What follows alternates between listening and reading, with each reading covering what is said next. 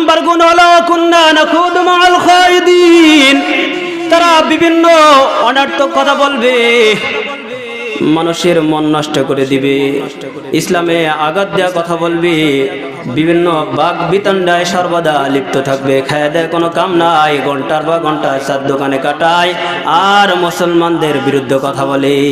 আছে না নাই? মাদ্রাসার বিরুদ্ধে কথা বলে, মসজিদের বিরুদ্ধে কথা বলে। তাদের আরেকটা গুণ হলো অকুন্না নুকাযযিবু বিয়াউমিদ্দিন,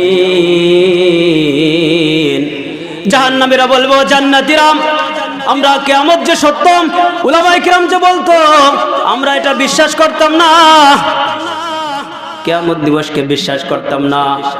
এই জাহান্নামীদের এই চারটা গুণ যাদের মধ্যে থাকবে তারা নবী রাসূলের সুপারিশ পাবে না, সিদ্দিকগণের সুপারিশ পাবে না, শুহাদাগণের সুপারিশ পাবে না, সালেহগণের সুপারিশ পাবে না, কেউ তাদের সপক্ষে সুপারিশ করবে না।